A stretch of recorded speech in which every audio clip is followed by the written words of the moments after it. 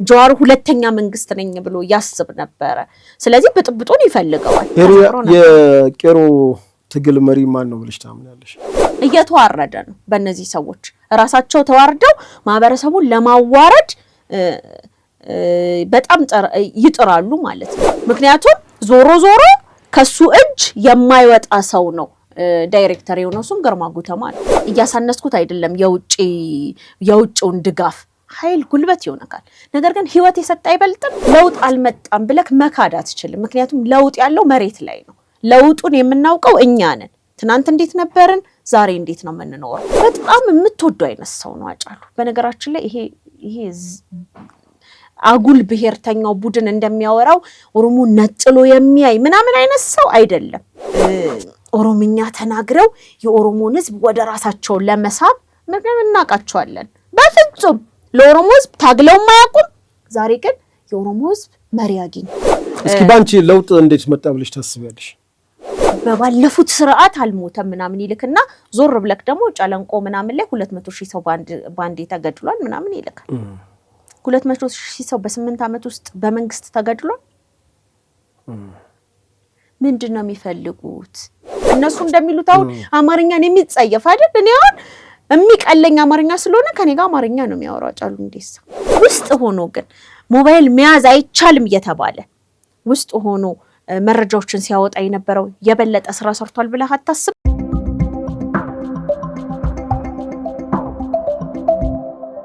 ሰላም ጤና ይስጥልን ውድ ሀቅና ሳቅ ሚዲያ ቤተሰቦች እንደምን አላችሁ ይህ ሳምንታዊ የእንግዳ ዝግጅታችን ነው የሀቅና ሳቅ የዛሬ እንግዳችን ባልደረባችን ሄሪያ ዱፌራ ነች ሄሪያ ዱፌራ ከዚህ በፊት በተለያዩ ሚዲያዎች በጋዜጠኝነት በዜና ክፍል አደራጅነት እንዲሁም በሬዲዮ ጋዜጠኝነት በርካታ ስራዎችን ስትሰራ የነበረች ነች በሙያዋ ከዛ በተረፈ ደግሞ እንግዲህ በእነ ጀዋር መሐመድ ጋም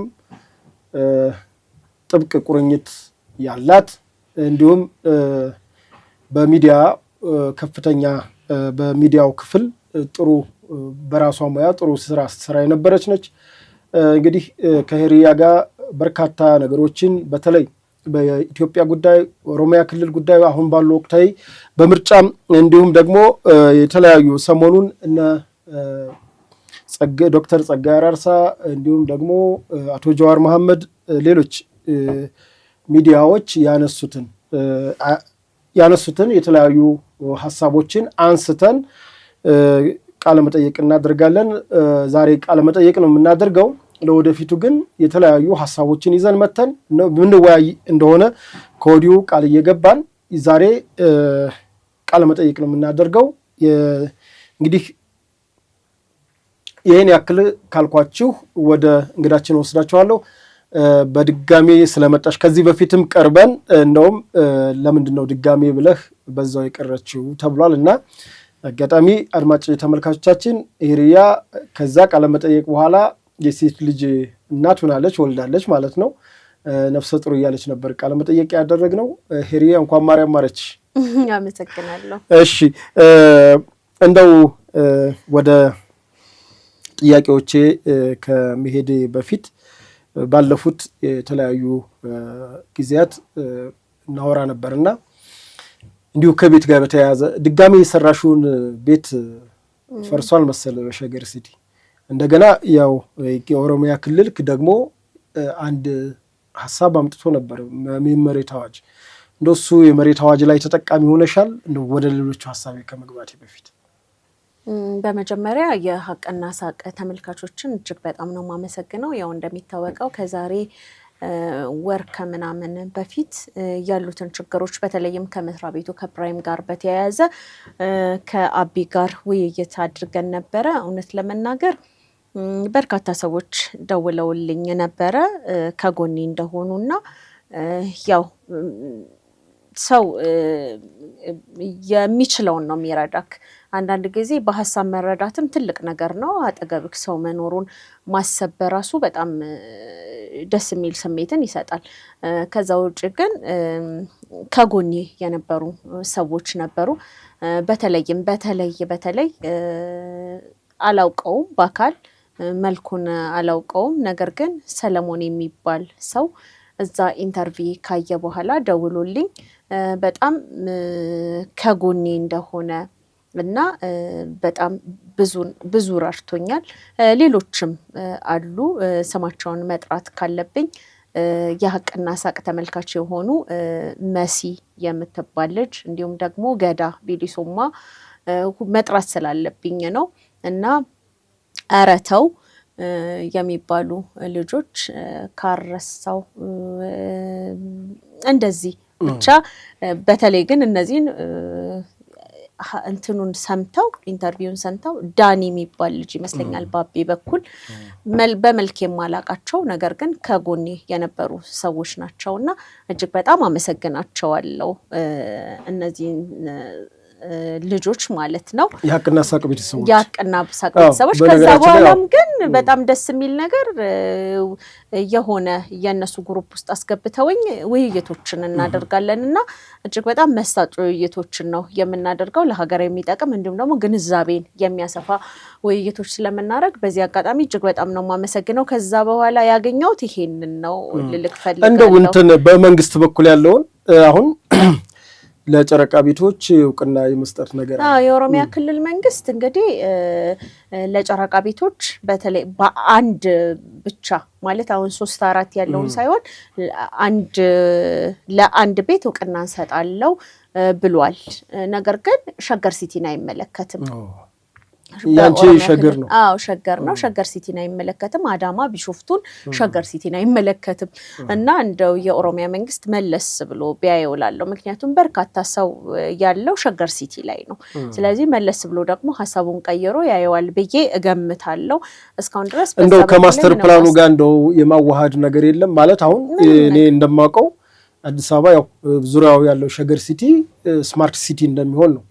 ለዛ ስማርት ሲቲ በሚመጥን መልኩ ለምሳሌ አሁን ክብርት አዳነች አዲስ አበባ ላይ ያደረጉት አለ ከቀበሌ ቤት ያላቸው እንዳሉ ሆነው ግን ደባል ሆነው በራሳቸው ፍቃድ መንግስት ሳያውቃቸው ደባል ለሆኑትም ያገኙበት ሁኔታ አለ። እንዲሁም ደግሞ ካሳንቺስ አካባቢ ተከራይተው ባለቤቶቹ አግኝተዋል። ከእንደገና ተከራዮቹ ኮንዶሚኒየም ባይሆን የቆርቆሮ ቤቶች ላይ ለጊዜው መጠለያ የተቀመጡበት ሁኔታ አለ። ከጊዜ ብዛት እንደሚያገኙ ተስፋ አድርገው የተቀመጡ ዜጎች አሉ እና እንደው ያድል ቢኖር ብዬ እመኛለሁ።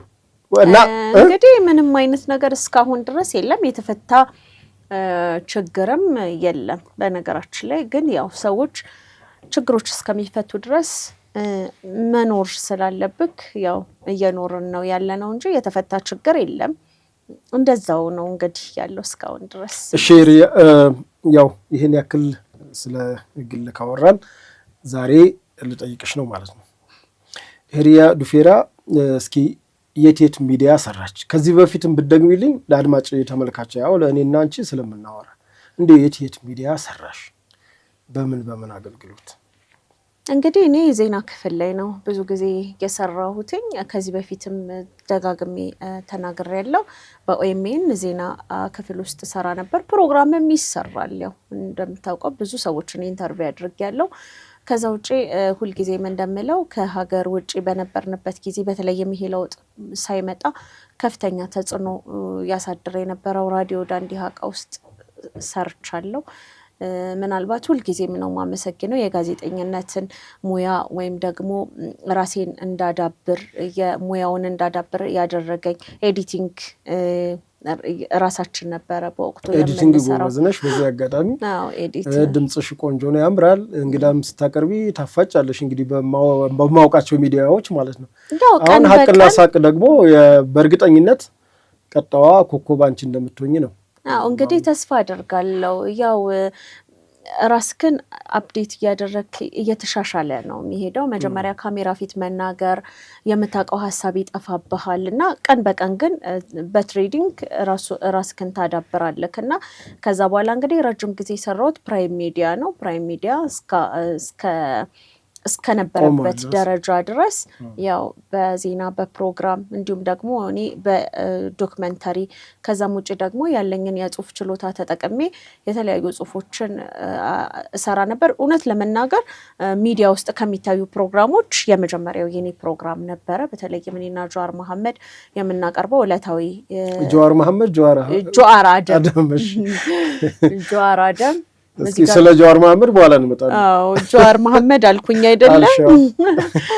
ያው እንግዲህ ቅድምም ስለሱ ያወራን ስለነበረ ነውና ከጀዋር አደም ጋር የምንሰራው ፕሮግራም ትልቅ ፕሮግራም ነበረ። በደንብ ተመልካች ነበረ እውነት ለመናገር ግን አንተንም እንጋብዝክ ነበረ። እንደዛ ነበረ። ጥሩ ነበረ እንግዲህ የነበረው። ኦኬ ሂሪያ ያው አሁን ያለሽበት አይደለም፣ ምክንያቱም ያለሽበትን መላው ኢትዮጵያ ሕዝብ ያውቃል፣ እንዲሁም ያቅና ሳቅ ሚዲያ ቤተሰቦች ያውቃሉና አሁን ያለሽበትን አይደለም። አሁን ሀቅና ሳቅ ላይ እንግዲህ በፍሪላንስ መልኩ እየሰራሽ ነው። እስኪ ወደ ሌሎች ጥያቄዎች ልውሰድሽ። እንግዲህ ከሰሞኑ ካይሻቸው የኦሮሚያ በተለይ ኤሊቶች አክቲቪስቶች የሆኑ ሰዎች በተለይ ውጭ ሀገር ሆነው ያዘው በለው ቁረጠው ፍለጠው የሚሉ አካላት አሁንም ዱላ እየወረወሩ ነው እና እስከል ጸጋዬ አራርሳ ከሰሞኑ ጀዋር ማነው የሱን የድምፃዊ ሃጫሉ ሁንዴሳን እንዲሁም አጠቃላይ ስለ ኢትዮጵያና ኢትዮጵያዊነት ስለ ኦሮሞነት አንስቶ ይናገር ነበር። ከዚህ በፊት ካስታወሽ በንግግራቸው የኦሮሞ ብሔርተኞች ሻዕቢያ ይሉ ነበር። ምክንያቱም በወቅቱ በለውጡ ሰዓት አቶ ኢሳያስ አፈወርቂ አዲስ አበባ መጥተው ያን ሴሌብሬት ካረጉ በኋላ የብልጽግናን መንግስትና ሻዕቢያን ደምረው ነበር በጥላትነት የፈረጁት። አሁን ደግሞ ሻዕቢያ ከነሱ ጋር አሊያንስ ስለፈጠረ ይመስለኛል ከሰሞኑ እንደገና የድምፃዊ ሃጫሉን ጉዳይ የማስነሳት ጉዳይ አለ። አንዳንዴ ነፍሱ ይረፍበት የሚባል ነገር አለና እንደው እስኪ እኒህ ሰዎች በአንቺ እይታ እንዴት ይገለጻሉ? አሁን ውጭ አሉ፣ በተለይ ለኦሮሞ ሕዝብ እንታገልልሃለን እንሞትልሃለን የሚሉ ግን ውጭ አሉ። በአንቺ በተለይ ደግሞ በትግሉ ውስጥ እንደቆየች ጀግና ሴት እንዴት ይገለጻሉ? እኔ ያው ዶክተር ጸጋዬ አራርሳን በጣም ነበር የምወደው ማከብረው። ጀዋር መሐመድንም እንደዛው ከዚህ በፊትም ተናግሬዋለሁ። በርካታ ነገሮችን አብረን አሳልፈናል። ነገር ግን እኛ የእውነት ነበር የምንታገለው። የእውነት ለውጥ እንዲመጣ እንፈልግ ነበር። እሱንም አይተነዋል። ምክንያቱም ዛሬ ላይ ቴዲ ተቃዋሚዎች እኔ አቢውዝ እንዲደረጉ አልፈልግም። ተቃዋሚ እንዲዋከብ ሀሳቡን እንዳይገልጽ ከዛ እንዲታሰር እንዲደበደብ እንዲሳቀቅ አልፈልግም። መንግስት እርግጠኛ ሆኜ ነው ምናግርክ ይሄ መንግስት እንደዛ አይነት ነገር ቢያደርግ እቃወመዋለሁ። መጀመሪያ መቃወመው እኔ ነኝ። ነገር ግን እያደረገ አይደለም። እነሱ ግን ትናንትና የግል ፍላጎታቸውን ታሳቢ አድርገው ሲታገሉ እንደነበር እኔ አላውቅም ነበር። ምንም አይነት መረጃ የለኝም። ምክንያቱም መቃወም ነበረብን። የወያኔን ስርዓት ተቃውመናል፣ ውጤትም አምጥተናል። ውጤቱ ሲመጣ ግን ለካስ የነሱ ትግል ስልጣን ላይ የመውጣት ስለነበረ ስልጣንን ስላላገኙ ብቻ ተቃውሞን ቀጥለውበታል። አሁን ይውልክ ምን አለ መሰለክ ለውጥ አልመጣም ብለክ መካድ አትችልም። ምክንያቱም ለውጥ ያለው መሬት ላይ ነው። ለውጡን የምናውቀው እኛ ነን። ትናንት እንዴት ነበርን፣ ዛሬ እንዴት ነው የምንኖረው? ለውጡ ግለሰባዊ ከሆነ ለኔም ለውጥ የመጣልኝ ለውጥ የለም። ምክንያቱም ምንም ያገኘሁት ነገር የለም። እኔ እንደ ሂሪያ ራሴ ማበልጸግ ከሆነ የለውጡን ፍሬ የምገመግመው ምንም የመጣልኝ ለውጥ የለም። ብዙ ጊዜ ተደጋግሜ ተናግሬያለሁ። እኔ ትናንት የግለሰብ ቤትን ተከራይቼ አልነበረም የምኖረው፣ የራሴ ቤት ነበረኝ። እኔ ትናንት የተሻለ ህይወት ነበረኝ ከዚህ ማለት ነው። የተሻለ እድሜ ላይም ነበርኩ እኮ ከዛሬ 8 ዓመት በፊት 9 ዓመት በፊት እና አሁን ቢያንስ የተሻለ እድሜ ላይም ነበርኩኝ። መሰደድ እችላለሁ፣ ተሯርጠክ የሆነ ነገር መስራት ትችላለክ ምናምን እድሜም የተሻለ ነገር ላይ ነበር። ነገር ግን አይደለም። ሀገር ላይ ከሆነ ለውጥ የመጣው ለውጥ መጥቷል። እንደ ኦሮሞ ማህበረሰብ እንደተወለደ ሰው ሳስብ እንደ ኦሮሞ ከሆነ ኦሮሞ ዛሬ የአሸናፊነትን ድባብ ተላብሷል። እያለቀሰ አይደለም ወጣቱ። በእርግጥ ነጠላህን አዘቅዝቀህ ነጭ ክር አስረክ አልቅስ እየተባለ ነው። አላለቅስም፣ አሸንፊያለሁ፣ ታስሬ ተገርፌ ሞቼ የትናንትን ስርዓት አሸንፊያለሁ የሚለውን ትውልድ አላሸነፍክም። በጣም አሳፋሪ አንዳንድ የምሰማቸው ነገሮች አሉ። በተለይ ስለ አድዋ ከስንቱ ጀነራሎች 12ቱ ጀነራሎች የኦሮሞች ናቸው፣ የኦሮሞ ማህበረሰብ ተወላጅ ናቸው ምናምን ሲባል አይ በግድ ነው ኑና ተዋጉ ተብላችሁ የተዋጋችሁት የሚል ፖለቲከኛ እየሰማው ነው። ምናልባት እናንተ ላሰሙት ትችላላችሁ በአፋን ኦሮሞ ስለሆነ ማለት ነው። እኔ በጣም ነው ማፍረው። ያሸነፍከው በግድ ሄደክ ነው። በግድ ሄደ ሰው ሊያሸንፍ ይችላል እንዴ? ማሸነፍከው አሸንፋለሁ ብሎ መሄድን ይጠይቃል። እንደዚህ እየተባለ ነው የኦሮሞ ማህበረሰብና እየተዋረደ ነው። በእነዚህ ሰዎች ራሳቸው ተዋርደው ማህበረሰቡን ለማዋረድ በጣም ይጥራሉ ማለት ነው። በጣም የሚገርመው ነገር እኛ ካላሸነፍን ስላልታገሉ አላሸነፉም እነሱ። ከዛ ወደ አጫሉ ሁንዴሳ ሲሄድ እኔ በጣም ያሳዝነኛል። አጫሉ በጣም ዛሬም ድረስ ሞቶ እናትና አባት እባካችሁ ስለ ልጃችን አታውሩ በቃ። ምክንያቱም አንደኛ ፍትህ አላገኘችም። ማን እንደገደለው እስከዛሬ ድረስ አይታወቅም አጫሉ ሁንዴሳ። እስቲ አሁን የሆነ ወንድማችን ቢሆን እኔ ባሌ ቢሆን እንደሚስት ሆነክ ስታስበው ቤት እኮ ነው የሚፈርሰው አይደል እንዴ? አንድ ባል ሲሞት አይደል? አባት ሲሞት ቤት ነው የሚፈርሰው።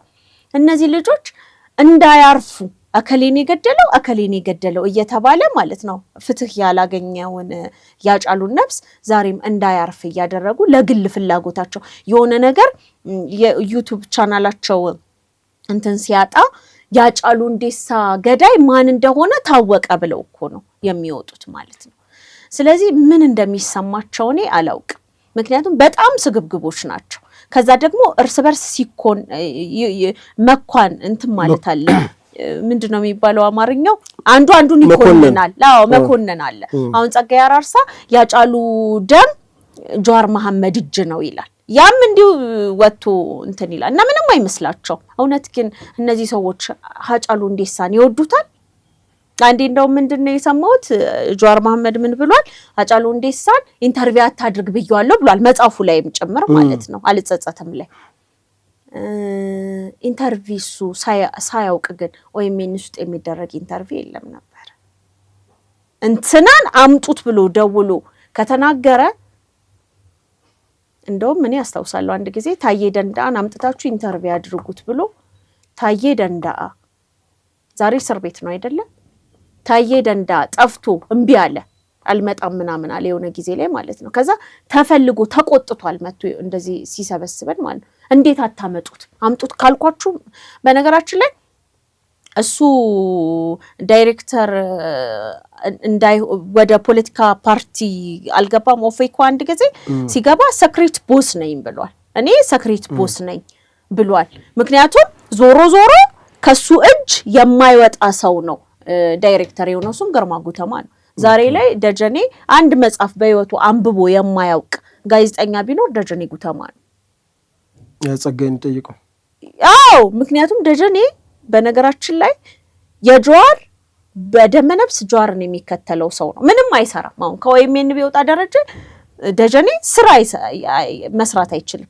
ምክንያቱም አንድ መጽሐፍ ነገርኩክ በህይወቱ አንብቦ የማያውቅ ከእውቀት ነፃ የሆነ ሰው ቢኖር ደጀኔ ጉተማ ነው። ሬሳ ለመቁጠር የሚዘጋጅ ሰው ታውቃለህ። አሁን እነሱ ይሄ ምርጫ ፌል አድርጎ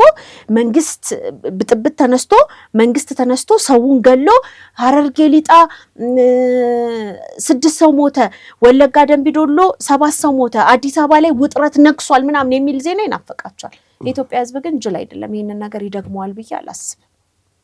እንደው እስኪ ኤሪያ እንደው ስለ ሃጫሉ ካነሳን የማቸም ኦኤምኤን አንቺ የነበርሽበት ሚዲያ ነው።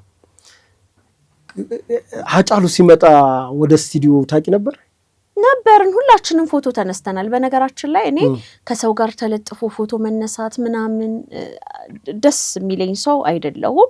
ለምሳሌ ከጀዋር መሐመድ ጋር ፎቶ የለኝም ብለህ ታምናለህ? እንግዲህ በጣም ታዋቂ ነው። የለኝም ፎቶ። አንዴ ስቱዲዮ ውስጥ ተሰባስበን የተነሳነው ፎቶ አለ።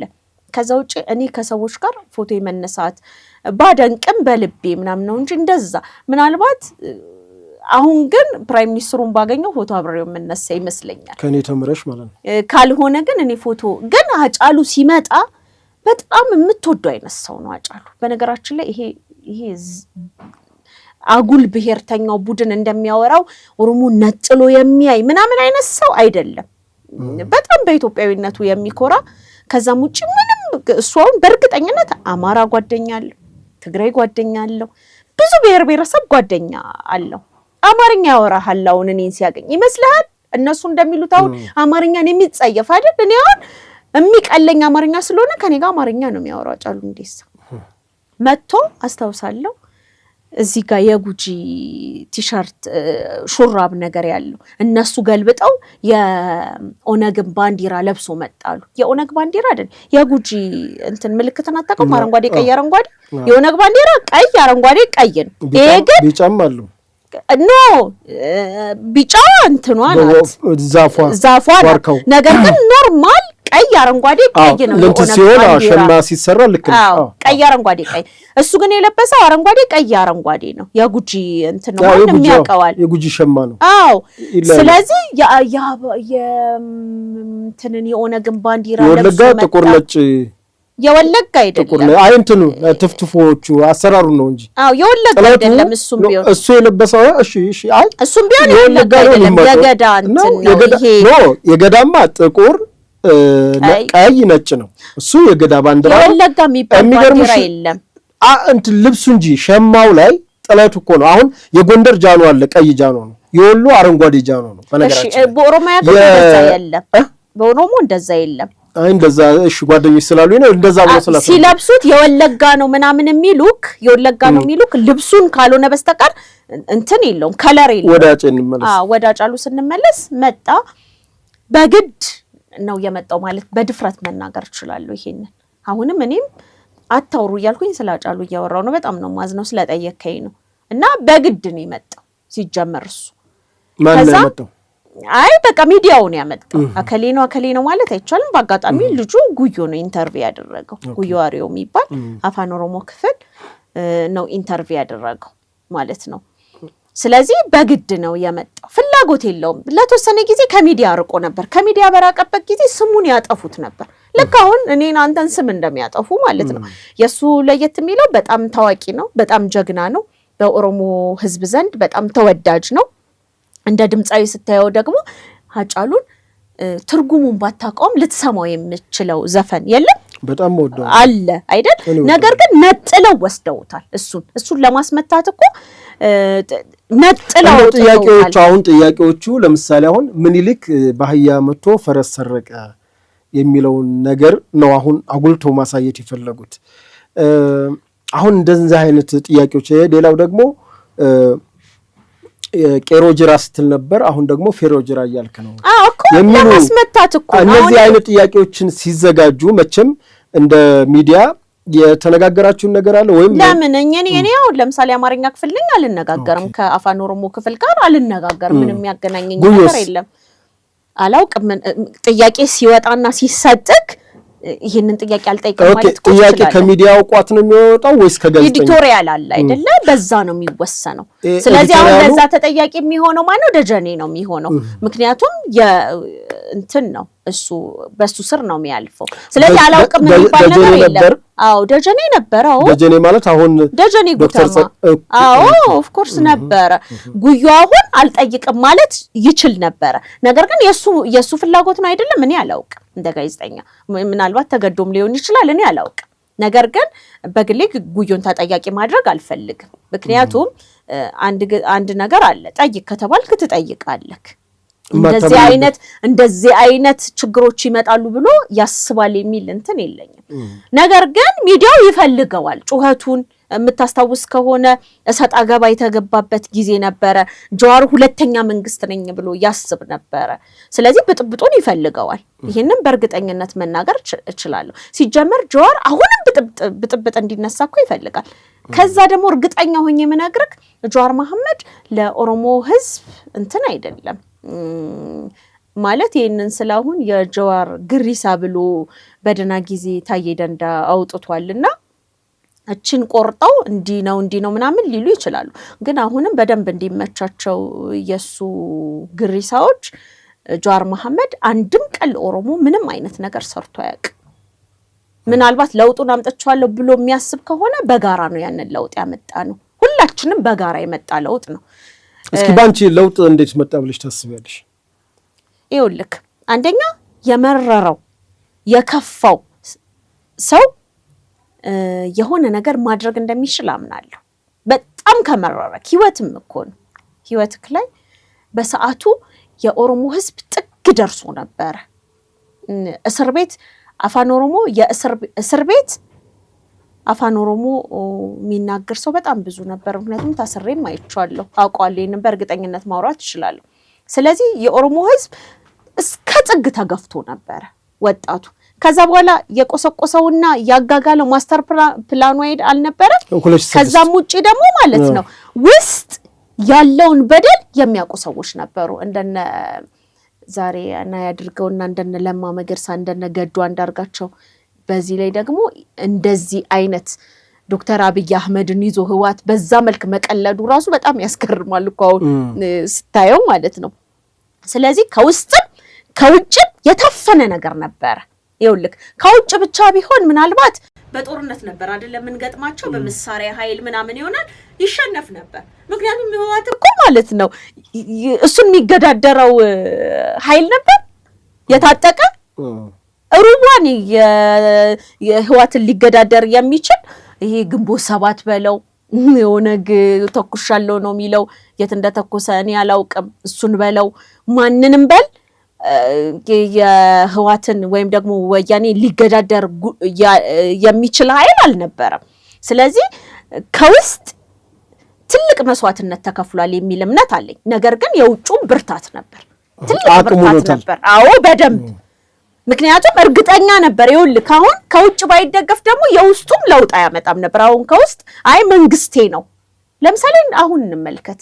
አሁን ላይ ከውጭ መንግስት ላይ እኮ ማለት ነው ጣታቸውን የሚቀስሩ የተቻላቸውን ነገር እያደረጉ ነው አይደለ? ዶክተር አብይን ለመጣል በነገራችን ላይ ዶክተር አብይን ለመጣል አለው ምን ኢትዮጵያን ለመጣል ነው። ምክንያቱም ሰውየው ራዩ የሚያሻግረው ኢትዮጵያን እኔን አንተን የኢትዮጵያን ህዝብ ነው ብዬማም ነው ማለት ነው። ነገር ግን እየጣሩ ነው አይደለ? ከውስጥ ግን ኢትዮጵያውያን ዛሬ እኛ ደጋፊዎቹ በጣም ብዙ ነን። ስለዚህ አይችሉም። ያኔ ግን ከውጭም ከውስጥም ማለት ነው ትኩሳት ነበር። ስለዚህ ለውጡ የመጣው እንደዚህ ነው። እኔ አሁን ድል መቀናናት መቀማማት አለ። አሁን ለምሳሌ አማራው ጋር ሄደክ ፋኖ ነው ይልካል፣ ወይም ደግሞ የአማራ ወጣት ነው የጎንደሯ ተቃውሞ ናት መንግስትን ጥርሱን ከ97 ዓመተ ምህረት ጀምሮ መንግስት ውስጥ ትልቅ የመንቀሳቀሶች ነበሩ። የምታስታውስ ከሆነ 97 ላይ የሞተው ወጣት የታሰረው ከ97 በኋላ ነው በጣም ንቅናቄ የጀመረው ማለት ነው። ከዛም ውጪ ደግሞ ኦሮሞ ስለሚገባው ምክንያቱም ተበዳይ ትልቁ ተበዳይ ህዝብ ነበር። እንዴ በጣም እኮ ነው ያስቀ ከእስር ቤት ውስጥ አንተም ነበርክ። እንግዲህ የምንጠራበት ስሞች ምናምን ታስታውሳለህ? እሱ እኮ እልክ ያስይዛል። በቃ የኔ መኖር ምን ዋጋ አለው? እኔ እንደዛ ሳልከበር በዛ መልክ እየተናኩኝ ከዛም ደግሞ የሚንቀው አካል ማን ነው ስትል ደግሞ በጣም የሚያሳዝን ልትጠራበት በማትፈልገው ስም እየተጠራክ ጠባብ ምናምን ትምክተኛ። መለስ ዜናዊ የምታስታውስ ከሆነ ፓርላማ ላይ ወጥቶ ነው ጠባቦች ትምክተኞች እና ማንን እንደሚል ደግሞ እያወቀ ከዛ በኋላ ደግሞ ሰላማዊ ኤሪያ የምትባለው ትግራይ ብቻ ነበረች። ሌላው አካባቢ ላይ የነበረውን ሁኔታ እናስታውሳለን። ስለዚህ መላው የኢትዮጵያ ህዝብ ታግሏል። መላው የኢትዮጵያ ህዝብ ደግሞ ድልን ተቀናጅቷል። ስለዚህ ምናልባት የኦሮሚያ ወጣት ዳር ላይ ስለነበረ የድሉ ባለቤት እኔ ነኝ ቢል ምክንያቱም የሚሞተውን በአብዛኛው እሱ ስለነበረ እኔ አልኮንነውም፣ ትክክል አይደለም አይደለም። ነገር ግን የአንድነታችን ውጤት ለወያኔ በደንብ አሳይተናል። ድጋሜ ኢትዮጵያውያንን እንዳይሞክር አሁን በነገራችን ላይ እኮ የሚጠብቁት አሉ ታውቃለህ አይደለ? ይመጣል ምናምን ብለው እኮ ይጠብቁ ነበረ። የዛሬ ስንት ዓመት ከህዋት ጋር በነበረ እንትን 14 እስር ቤት ያሉት ይጠብቃሉ። ሰፈር ላይም አንዳንዶቹ ምናምን አረ ይሄው እዚህ ደርሷል ምናምን ብለው በጣም የሚያሳዝኑኝ ድጋሜ እንዲህ መጥቶ መንግስት የሚሆን 4 ኪሎ ገብቶ የሚመስላቸዋል። የተከራከሩንም አሉ። አረ ይመጣል ምናምን ብለው ራሳቸውን ሲጠብቁ ፓስፖርት ሲያዘጋጁ የነበሩ የመንግስት ባለስልጣናትን እናውቃለን። ስለዚህ ብዙም አይገርምም። ነገር ግን ምን አለ መሰለህ አሁን ወደዛ ይሄ ጀዋር ወደሚባለው ሰውዬ ስመለስ ራሱን እንደ ኦሮሞ ታጋይ አድርጎ ነው የሚስለው። ማንም አይቀበለውም።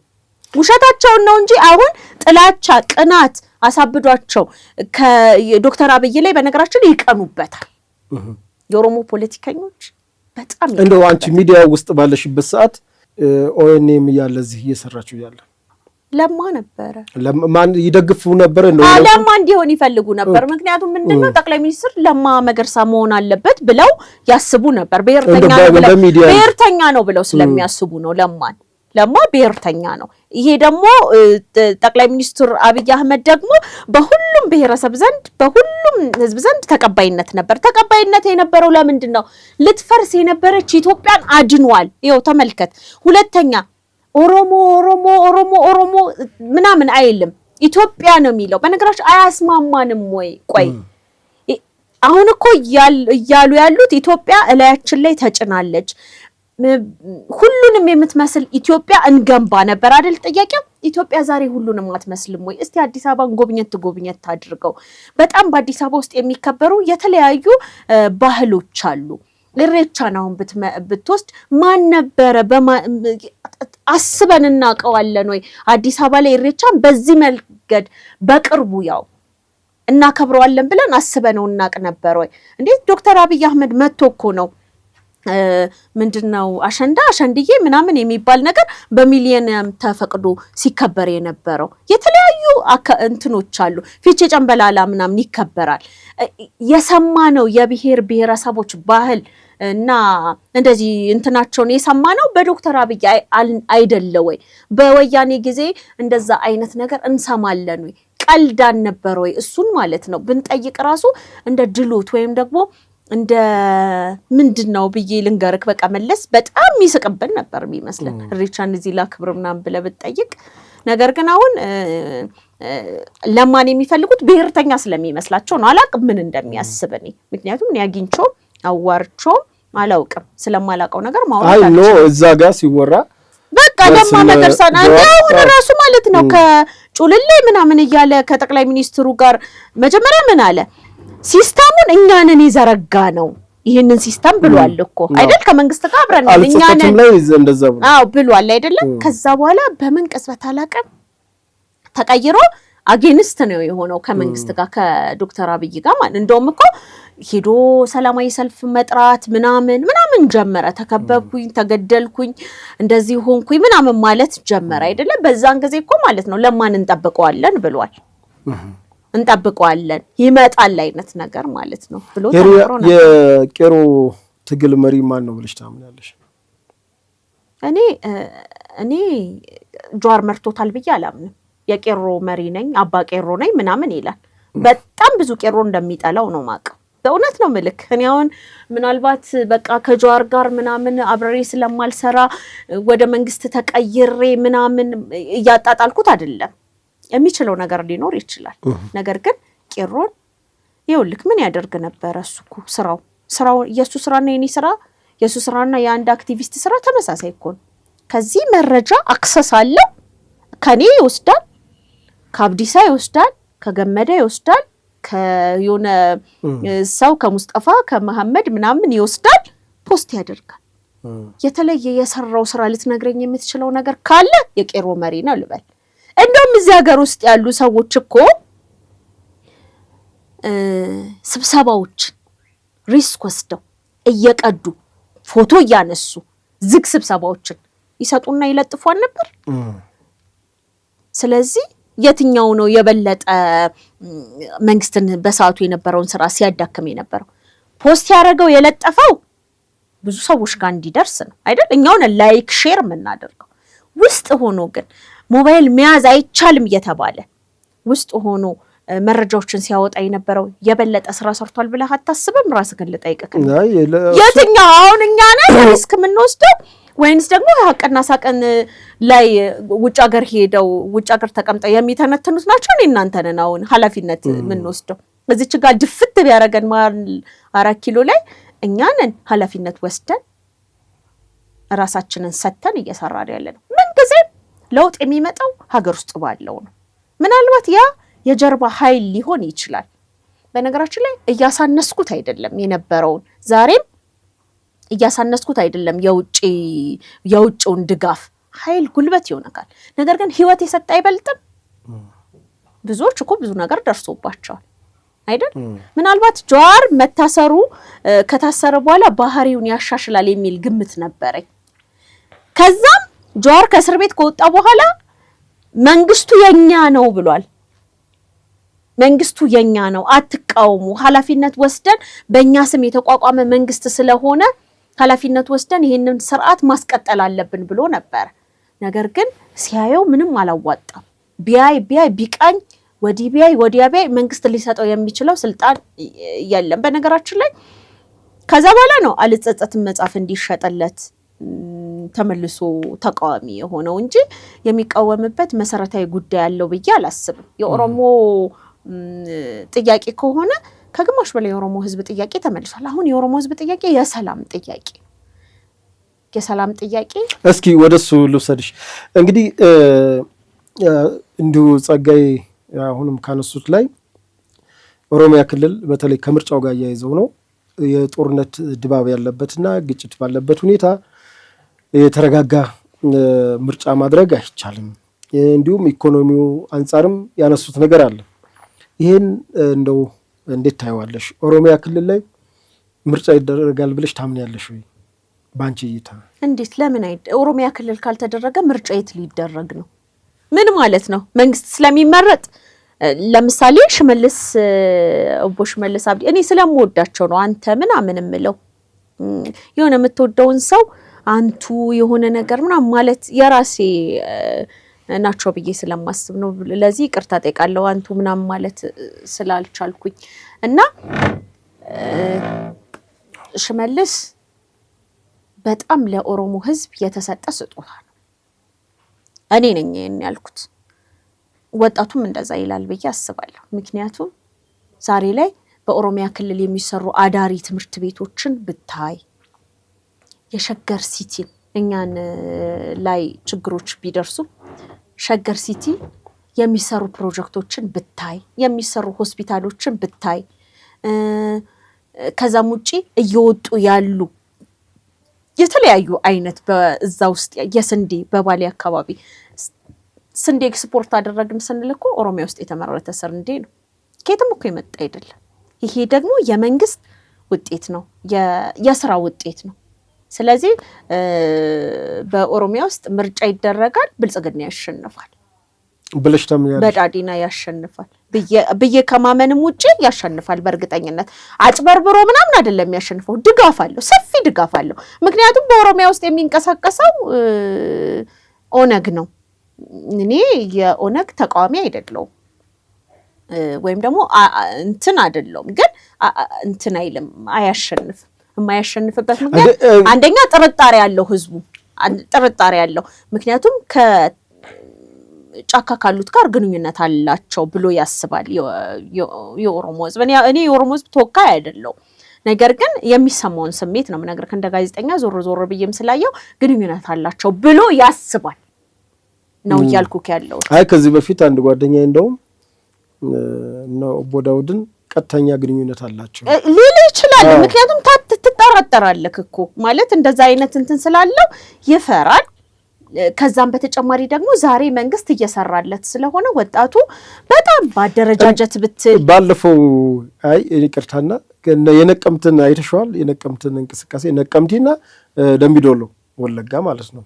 እና ያን እንቅስቃሴ አቶ ጀዋር ለማጣጣል ይሁን ለመተቸት በሄሊኮፕተር ሄደው ነው እንጂ በመሬት አይሄዱ። በሄሊኮፕተር ሄድ ካደል ህዝቡ ግን በሄሊኮፕተር አይደለም የመጣው፣ ህዝቡ በእግሩ ነው የመጣው። ከዛም በተጨማሪ ይኸውልህ እውነተኛ ድጋፍና በሆነ ድሮ ታስታውስ እንደሆነ 50 ብር አበል ተሰጥቶ የሚደረግ የውስጥ ድጋፍ ይለያል። እኔ አሁን ይኸውልህ አንድ ተራ ግለሰብ ነኝ። ስለዚህ እኔ አሁን ዋሽቼለት ለመንግስት ምንም የማመጣለት ለውጥ የለም። ነገር ግን እፎይታ ይፈልጋል የኦሮሞ ህዝብ። እፎይ አላለም በነገራችን ላይ። እፎይ ግን ያላለው መንግስት በሚያደርግበት ጫና አይደለም። አሁን እነሱ ሰላም አጥቷል ኦሮሚያ ይላሉ። ሰላሙን እያሳጣው ያለው ማን? እስቲ ወርደን ህዝብን እንጠይቅ። እስቲ ወርደን ሂደን ያለምንም እንትን ማለት ነው በትክክል ማህበረሰቡን እንጠይቅ። ማን ነው ሰላም እያሳጣክ ያለው እንዴ? እኔ እኮ ሁሌም ብዙ ጊዜ አማራ ክልል ሄደን ወሎ መከላከያ ይግባልን፣ የአማራ ልዩ ኃይልን አናምነውም ይውጣልን ብሏል። መከላከያ ይግባልን። በመከላከያ እምነት አላቸው። በነገራችን ኦሮሚያ ላይም ተመሳሳይ ነገር ነው ያለው።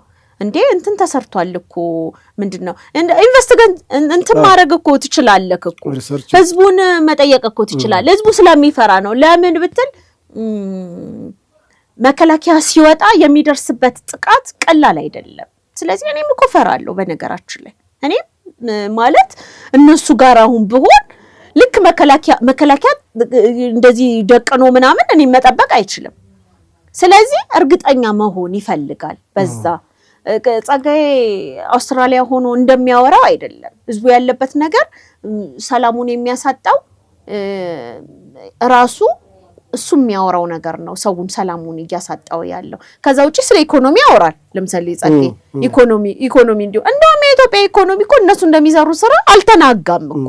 ምክንያቱም ሰላም ከሌለ ኢኮኖሚው ይታወቃል። እንደውም አሁን በአንደኛ ሆነ መሰለኝ ቀጣይ IMF ባወጣው ደረጃ ከምስራቅ ከሰሃራ በታች ያሉ ሀገራት ላይ 9.2 9.4 አካባቢ እድገት ነው። እስቲ ሰላም ቢኖር እነሱ መስራት እንኳን ባይችሉ አፋቸውን ቢዘጉ በነገራችን ላይ ምንም ሰርቶ አያውቁ። የእውነቴን እኮ ነው ማለት አሁን አንድ ዶክተር አብይ አህመድ አንድ ቻሌንጅ ሰጥተው ነበር። ለምሳሌ የገጠር ኮሪደርን ባስጀመሩበት ጊዜ በማዕከላዊ ኢትዮጵያ ልክ ይሄ 777 የሚባለው ደረጃ እሱ አካባቢ ዱራሜን መሰለኛ ወደዛ አካባቢ ሄደው ሳለ አንድ ቻሌንጅ ሰጥቻለሁ። በተለይ ዲያስፖራ ላላችሁ ውጭ ሀገር ሆናችሁ ሀገራችሁን ለምትወዱ ስለ ሀገራችሁ ለምትቆረቆሩ ሌላ ነገር ከምትሉ ይልቅ ለአካባቢያችሁ ማህበረሰብ እንዲህ አይነት የገጠር ኮሪደር እንዲሁም ደግሞ ጤና ጣቢያዎች፣ ጤና ኬላዎች ብታቋቁሙለት፣ ትምህርት ቤት ብትሰሩለት ለማህበረሰቡ አንድ ነገር ያሻሽላል ይላሉ። እንደው በዚህ አብዛኛውን እንደውም የኦሮሞ ዲያስፖራ በአሜሪካን በተለያዩ ክፍለ ዓለማት ብዙ ናቸው። እንደው ስለ አካባቢያቸው ያለሙት ነገር አለ የምታውቁ? ምንም የለም እንጂ እያልንም እኮ ያለ ነው። ለምሳሌ እንደ ጀዋር ሀብታም የለም። በጣም ብዙ ብር በኦኤምኤን ሰብስቧል። በኦሮሞ ትግል ሰበብም ሰብስቧል አይደል? በመጽሐፉ እንደው የመጽሐፉን ተው፣ የመጽሐፉ እኮ ቀላል ለምን አሁን እሱ ፉክክሩ ከዶክተር አብይ ጋር ቆይ አይደለም። እሳቸው መደመርን ሽጠው ነው አይደል? መደመርን ሽጠው ትምህርት የገነቧ ነገር ግን ጀዋር መጽሐፍ ታዲያ አልጸጸትም ሽጦ ምንድነው የሰራው? ምንድነው አልጸጸትም? ምን ተወው። በጣም ብዙ ብር ነው የሰበሰበው በኦሮሚያ ሚዲያ ኔትወርክ ሰበብ። በተለይም እስር ቤት በነበሩበት ሰዓት ብዙ ብር ዘርፈዋል ነው የምለው። ምክንያቱም ሰው ተታሎ ተሸውዶ ምናምን፣ በዚህ ላይ ደግሞ እሱ የሚይዛቸውን ሰዎች ያውቃል። በጣም ብዙ ባለሀብት ከጎኑ ነበር። ዛሬ ላይ እኮ ጀዋርን አብዛኛው ሰው ማለት ነው እየሸሸው ነው። ከጀዋር ጋር ሰው ሲቆይ አይተታቃለ የለም እንኳን አይቆይም። ረጅም ጓደኛ የለውም። ምክንያቱም አንደኛ ራስ ወዳድ ነው፣ ሁለተኛ ነገር ደግሞ ማለት ነው ከሰው የሰማውን ነገር ነው ብዙ ጊዜ እንትን የሚለው ያነበበውን ምናምን ነው የሚያስተጋባው እና በዚህ ላይ ሰው አያከብር። ስለዚህ ብዙም እንትን የለው። ከዛ ውጭ ግን ጀዋር ብቻ ሳይሆኑ አብዛኛዎቹ አሁን የምናነሳቸው ፖለቲከኞች፣ የኦሮሞ ፖለቲከኞች ጫካ ያለውን ሰፖርት ከሚያደርጉ ይልቅ ወይም ደግሞ ለብጥብጥ የሚያወጡትን ያህል ለመልካም ነገር ቢያደርጉ አሁን እኔ እንደው ምን ብዬ እንደማስብ ታውቃለህ? ዲሞክራሲ ያስፈልጋል ብዬ እኮ አላስብም። እንዴት ለምን እንደማላስብ ታውቃለህ? በቂ ነው አሁን ያለው የፖለቲካ ምህዳሩ። በቃ ከዚህ በላይ መስፋት አለበት ብዬ አላስብም። ምክንያቱም አሁን የሚያስፈልገው ወጣቱን ስራ ከሰጠኸው የሚሰራው ነገር ካለ ገብቷል አይደለ? ከተማረ በልቶ ማደር ከቻለ ከዚህ የበለጠ የተለጠጠ ፖለቲካ የተለጠጠ ዲሞክራሲ ምናምን ያስፈልጋል ብዬ እሱ እንደውም ኢትዮጵያ ውስጥ ያስፈልጋል ብዬ አላስብም አሁን ባለው ሁኔታ ማለት ነው። ምክንያቱም እኔ ጠቅላይ ሚኒስትሩን እኛ እንናደድም ፓርላማ ላይ እንደዛ ከፍ ዝቅ ሲያረጓቸው በጣም በውጭ እኮ የተከበሩ ናቸው። እኛን ቀና ያደረጉ እንደው ዛሬ አንቱ እያልኩ ነው አብይ በዛ መጠን እንዲህ ከፍ ዝቅ ሲያደርጓቸው ወይ ጉድ! እነሱ ግን ምን አድርገው ነው ምን ሰርተው ነው ምናምን ትገረማለህ። ትናንትና በወያኔ ሲለጠለጡ የነበሩ ቀና ማለት የማይችሉ እኔ በጣም ያፈርኩበትን ጊዜ ላስታውስክ ልንገርክ። ፌዴራሊስት ኃይሎች ምናምን ተብሎ እዚህ ጋር እነ ስማቸውን እንደው ባናነሳና ፌዴራሊስት ኃይሎች ምናምን ብለው ከነ ጌታቸው ረዳ ጋር የተሰበሰቡበትን ጊዜ ታስታውሷል? ፌዴራሊስት ኃይሎች እየተነሱ ሚኒሊክ የሞተውን ሚኒሊክ ቀስቅሶ ጠቅላይ ሚኒስትሩ ምናምን ከዛም በተጨማሪ ደግሞ ሀገራችንን ወደ አህዳዊነት ሊወስዳት ነው ብዙ ተባለ። ከዛ 11ኛ ክልል ኢትዮጵያ ውስጥ ተፈጠረ፣ የሲዳማ ክልል ማለት ነው። አህዳዊ ነው የሚለውን ትችት እዛ ጋር እንትን አሉት፣ መልስ ሰጣቸው ጠቅላይ ሚኒስትሩ። ከዛም በተጨማሪ የተገረፈ ስንት ነገር የተደረገበት እስር ቤት ውስጥ ህዋት ይሻለናል አለ። ለኛ አይሻለንም። አዎ እኔ አፍራለሁ። ከዛም አሁን ደግሞ የሚሉት በዚህ 8 ዓመት ጊዜ ውስጥ የኦሮሞ ህዝብ የሞተውን ያህል በባለፉት ስርዓት አልሞተም ምናምን ይልክና ዞር ብለክ ደግሞ ጫለንቆ ምናምን ላይ 200,000 ሰው ባንዴ ተገድሏል ምናምን ይልካል። 200,000 ሰው በ8 ዓመት ውስጥ በመንግስት ተገድሏል። ምንድነው የሚፈልጉት? ወጣቱ አይሞትለትም። ለሱ ስልጣን የሚሞትለት ወጣት የለም። አሁን ወጣቱ እየተማረ ነው። መማር የምትፈልግ ከሆነ ትማራለህ። በአሁን ጊዜ አዳሪ ትምህርት ቤቶች የሚገነቡ አዳሪ ትምህርት ቤቶች ተስፋ ሰጭ ናቸው። ትምህርት ላይ እየተሰራው ያለው ነገር ተስፋ ሰጭ። አንተ ወልደክ ልጆችክ የሚማሩልህ ከሆነ አቅም ከሌለክ የመንግስት ትምህርት ቤት ሂደክ፣ በእርግጥ የመንግስት ትምህርት ቤት ላይ እኔ አንዳንድ የማነሳቸው ቅሬታዎች አሉ። አንዴም ተናግሬዋለሁ። እኔ ልጆቼን የመንግስት ትምህርት ቤት ላስመዘገብ ሄጄ ማስመዝገባችም ተብያለሁ። ምክንያቱም ድሆች ናቸው የመንግስት ትምህርት ቤት መመዝገብ ያለባቸው ምናምን ተብሎ ማለት ነው። እንደነዚህ አይነት ይሄ ደግሞ መልካም አስተዳደር ውስጥ ነው አይደለም የሚካተተው። የመልካም አስተዳደር እንደ ፖሊሲ ግን ዩኒፎርም ተሰጥቶክ፣ ጫማ ተሰጥቶክ፣ ከዛ ምግብ እዛ በልተክ። በጣም አንዳንድ ትምህርት ቤቶች ደግሞ በፊት ስሰራ ያየዋቸው ነገሮች አንዱ ልጅ ምሳቃ ይዞ መጣ። በጣም የሚያሳዝን ነገር ልንገርክ። ከዛ ምሳቃ ይዞ መጣና ምሳውን ግማሹን ይበላና ግማሹን ምሳቃ ውስጥ ሲከት አስተማሪ ያየዋል። ምንድነው? አይ እኔ እዚህ በላለሁ እናቴ ግን አትበላም። እሺ እናትክ ትምጣና እዚህ ትስራ።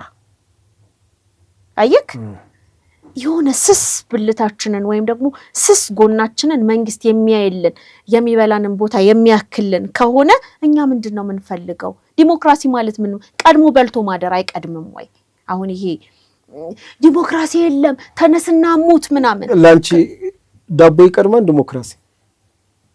ኦፍ ኮርስ ዳቦ ነው የሚቀድመው። ውሸት እኮ ነው ዲሞክራሲ ይቀድማል ምናምን የሚባል ነገር እኛ በህዋት ጊዜ የተቃወም ነው። ሌሎቹ በጣም ጠግበው ላያችን ላይ ስለደነፉ ነው እንጂ የእንትን ነገር በጣም አሳስቦን ነው እንዴ? ያኔ እኮ የምትበላውም የለም ሀገሪቷ ላይ የሚታይ ለውጥም የለም። በዚህ ላይ ደግሞ ንቀት አለ፣ ከፍተኛ የሆነ ንቀት አለ። ጠቅላይ ሚኒስትር መለስ ዜናዊ በወቅቱ ስለ አረብ ሀገራት ሴቶች ያወሩትን ነገር ታስታውሳለህ? ስለ እግር ኳስ ተጫዋቾቻችን ይሄን ሜዳ በቆሎ ይዘራበት ምናምን ብለው ምን ያህል የህዝቡም የተጫዋቾቻችን ሞራል ላይ። ከዛም በተጨማሪ ከአረብ ሀገር በርሜልና እብድን የተረፈኝ ብለው ከአረብ ሀገር የነበሩ ሴቶቻችን ላይ የነበረው ስለ ዲያስፖራ የሚያወሩትን ነገር ርካሽ ሰው ኃይልም ይባላል። አዎ ርካሽ። ከዛ ወጣቱ ብዙ ጊዜ ተቃዋሚዎች በምርጫ ሰዓት እንዴት የሰው ልጅ ርካሽ ይባላል?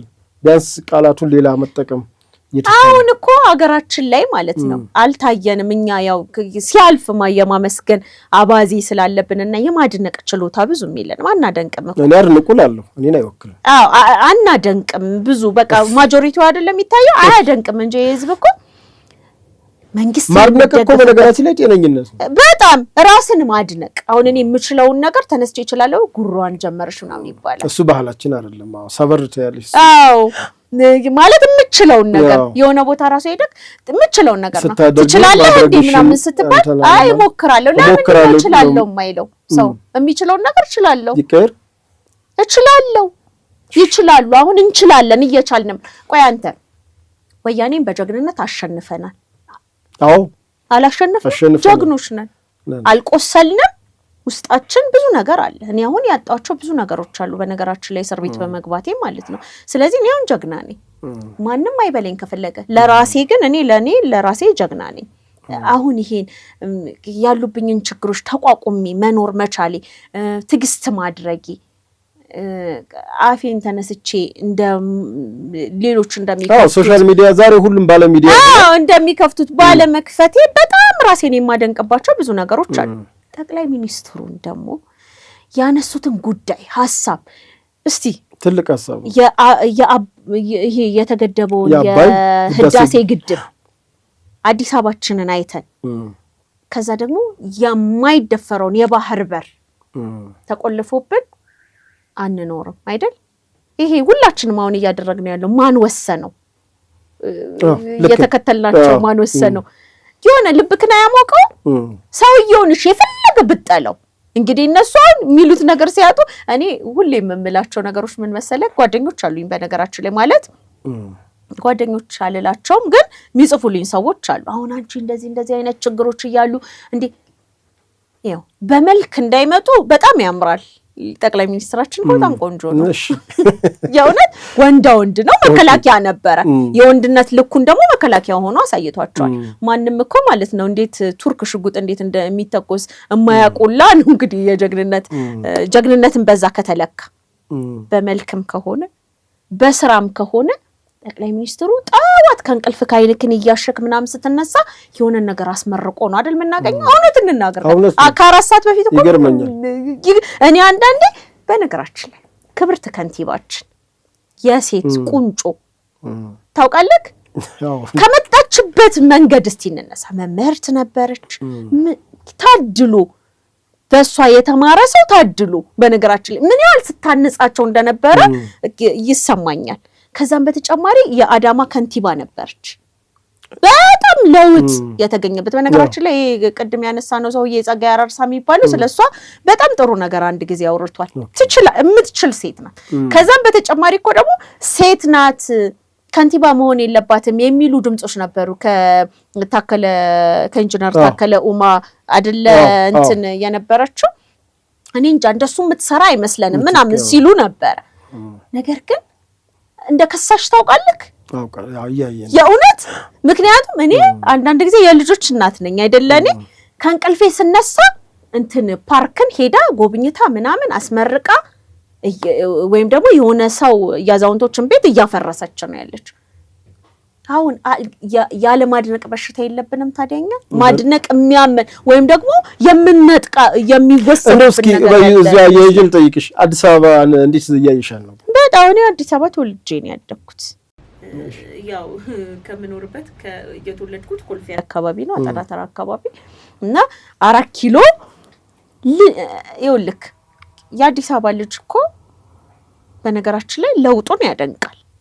እኛ ለውጡን እናደንቃለን። እኔ የአዲስ አበባ ለውጥ አዲስ አበባ አዋራ ነበረች እኮ የሆነ ተቀጥረክ ምናምን ልክ የምትፈልገው ሰው ጋር ስትደርስ አዋራክን ምናምን ብለክ ነው ከሰዎች ጋር የምትገናኘው። ከዛ በጣም ቆሻሻ ነበረች። ጉንፋንም ያጠቃና በተለይ አሁን አንድ ጊዜ እንደውም ምንድነው የተባለው ፒያሳ አካባቢ ሲፈርስ ለምን የአቶ ጌታቸው ረዳ መሰሉኝ ለምን የኔ የድራፍት ቤት ተዘጋ ትውስታ የተዘጋ ምናምን ካልሆነ በስተቀር ያሉት ነገር በጣም እጅግ በጣም ብዙ ለውጦች የተናገሩት አብሮት ላይ ያለውን 4 ኪሎ እዚህ ከኛ ጀርባ ያለው ግን እስቲ 4 ኪሎን ከዛሬ 2 ዓመትና አሁን ያለውን 4 ኪሎ ነው እኔ እናንተ ምክንያቱም የዛሬ 2 ዓመት ምናምን ነገር አብረን ስንሄድ 4 ኪሎን ስናየውና ዛሬ ላይ ቀን በቀን የሚታዩ ለውጦች እኔ ለውጦች ብቻ አይደለም በጣም ስሜቴን የሚነካው ምን እንደሆነ ታውቃለህ ማዕድ ማጋራትን አስተውለኸው አሁን ፋሲካ ነበር አይደል ያለፍነው ማዕድ ማጋራትን እንንተና ምናምን እንደ ቀላል ነገር ነው የሚያዩት እንደ ቀላል ብቻ ሳይሆን ባለፈው አሁን አንድ ነገር ተነሱ ነበር መምህር እሱ ቪዲዮ ላይ ሙሉውን አይደለም አንገቱን ዝቅ ስላደረገ ነው የሆነች ነገር አይደለም የሚፈልጉት ነገር ግን አይደለም አሁን ሲኖች አሉ አሁን ለምሳሌ እኔ ባለፈው እንደውም የሆነች ፓርት ላይ አንቺ ስትገላምጪ ነበር አስበሽው አይደለም አንዳንዴ ካሜራዎች የሚያስቀሩት ነገር አለ ግን ጠቅላላ ቪዲዮውን ስታዩ ሁኔታውን ስታዩ የሰውየውን ሁኔታ ትረጃለሽ እኔ ስለማደገም ማጋራት አንድ ነገር ልበልሽ ማውቀው ከዚህ በፊት በነበረው ስርዓት በኢህአዴግ ጊዜ ማድ ማጋራት ራሳቸው ዶክተር አብይ እኮ በጎ አድራጎት ሰሪ ነበሩ በተለይ በተወለዱበት አካባቢ ጅማና አካባቢ ያጋሩ እንዲሁም ደግሞ የተወለዱበት ቦታ በሻሻ አካባቢ ያሉ እንትኖችን ሲያንቀሳቅሱ መንግስት በጥሩ ሁኔታ ያያቸው ምክንያቱም የገጽታ ግንባታ ያበላሽሽ ነው ትባያለሽ ራስሽ መንግስት ሆነሽ አይደለም ጠቅላይ ሚኒስትር ሆኖ አይደለም ደግሞ ጠቅላይ ሚኒስትሩ ምንም አላደረጉም እኮ እሳቸው ምን ጊዜ የሚናገራሉ እኛ አባቶቻችን ልጆች ነን ይላሉ አባቶቻችን ምን ሲያደርጉ ነበር በነገራችን ላይ ምኒልክም በዩ የጃንሆይ ቤተመንግስት እንግዲህ ደርግን አላቀም ደርግ ይመስለኛል መርቃት ይፈቅድ ነበር መሰል አዲስ አበባ ዩኒቨርሲቲ ተማሪዎች ግን ሌሎቹ ከነገስታቶቹ በነበረ ጊዜ የግብር አዳራሽ ይባላል በዛኔ ማድ ይጋራል ለድሃው ኦፕን ይሆናል ይከፈታል ቤተመንግስቱ አሁን መሪ በኢትዮጵያ ታሪክ አብሮ ከህዝቡ ጋር ነው የሚኖረው የሚቋረሰው በተለይ በበዓል ቀን አንድም ሰው አንድም እናት ቀደም ያልሻት እኮ እናት ምስኪን እናት አለች ልጇን ወደ ትምህርት ቤት ልካ እሷ ተቸግራ ተቆራምዳ ልጇ ግን የእናቱ ችግር ሐሳብ ሆኖበት ከመማር ይልቅ ከሚቆርሳት ቁራሽ ግማሿን ወስጄ ለእናቴ ላድርስ የሚል ነው ሁላችንም እንደዛ ነው ያደግነው ሆነ ለመናገር እኔም ሳድግ ጎመን በልተን እኮ ለከሌሎቹ እንዳናንስ ስጋ እንደበላን ነው ያጋሳን የተማርነው ይሄ ምንም ይሄ አመዳን ፊታችንን እኮ እናታችን በቀሚሷ ጥርግ አድርጋ በውሃ አድርጋ ነው የምትልከን ይሄ የሚታወቅ ነገር ነው ማንንም የባለጸጋ ልጅ የለም ድሆችን በዚህ ጊዜ ማሰብ ዝቅተኛ እንዴ ዛሬ ነው እንዴ መምህር ትናንትና የመምህር ደሞዝ ይጨመር ሲሉ አልነበር እንዴ የሐኪም ደሞዝ ይጨመር ራበኝ ሲባል አልነበር እንዴ እኔ አሁን መምህሩ እርቦታል ምናምን አይደለም ለክብር ምን ችግር አለው እኔ አሁን እንትኑ ስላልታየኝ ነው እንደውም ከዚህ በፊት ገጽታ ታበላሻለሽ ተብለሽ በጎ አድራጎት ማህበሮች ይከለከሉ ነበር ይኸውልህ አሁን ምን እንዳለ ታውቃለህ ቁጭ ብለክ መተቸት ከሆነ ስራክ አሁን እኔ ብዙ ጊዜ ልንገርካው እናቴ ቤት ሄዳለሁ እናቴ ቤት ሄጄ እኔስ እናቴ እስከምትመጣ ድረስ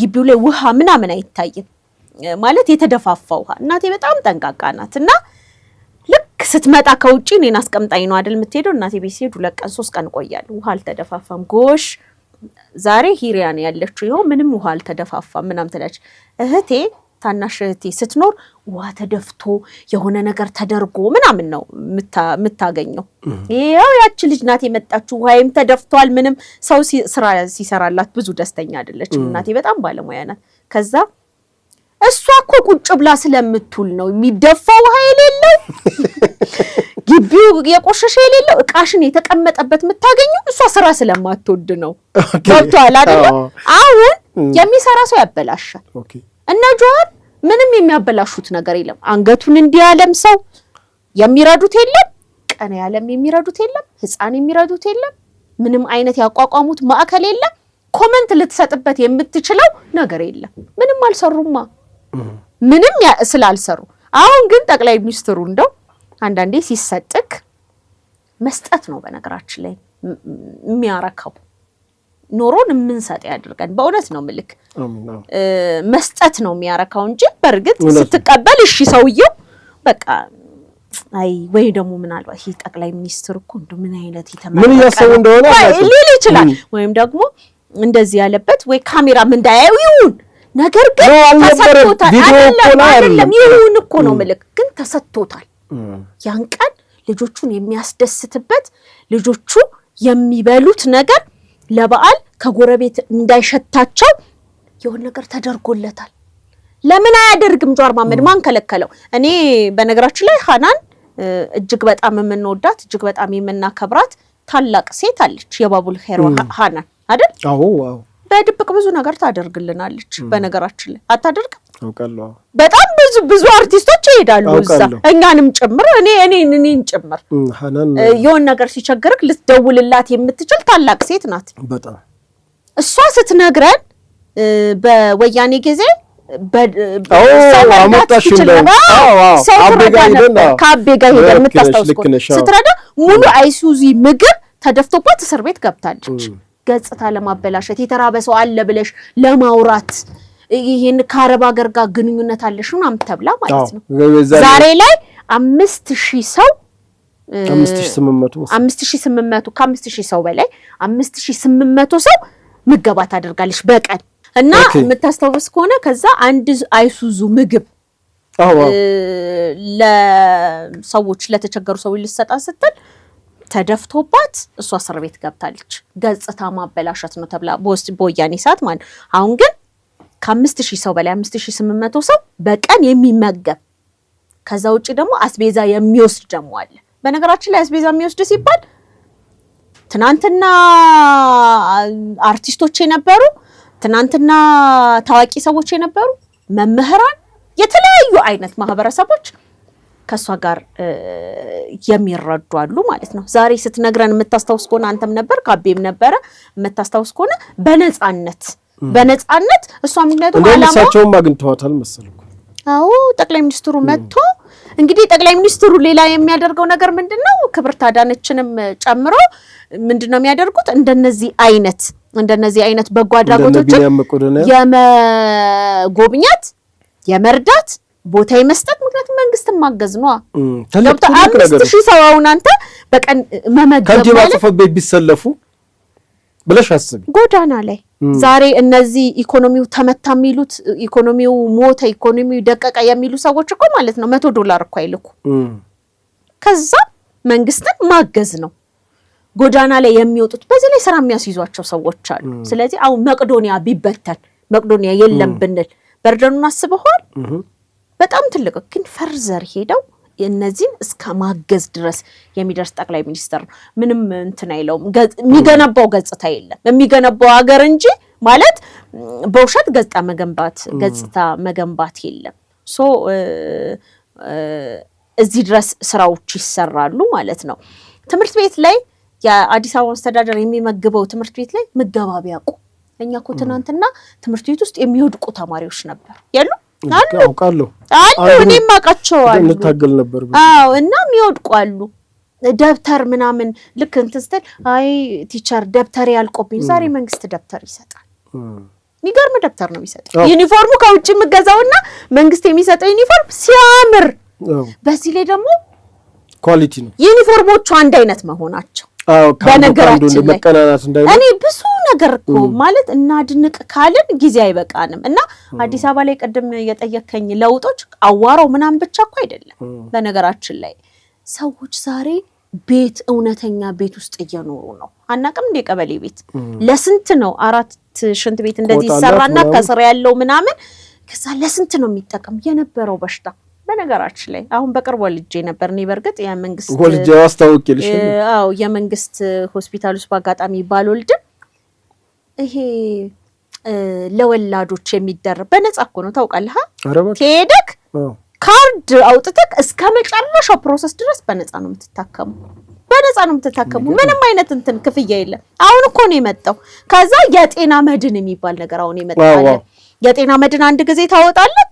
ይሄ እንግዲህ አዲስ አበባ መስተዳደር ውስጥ የሚሰራውን ነገር ነው እያወራለሁ። ሁሉም ጋር አለ እና እኔ ያየሁት ያው እዚሁ ስለሆነ ክልልም ላይ አለ፣ ሸገር ሲቲ ላይ አይቻለውና እስከ መጨረሻው ተኝቶ እስከ መታከም ድረስ በዛ በጤና መድን ነው የምትታከመው።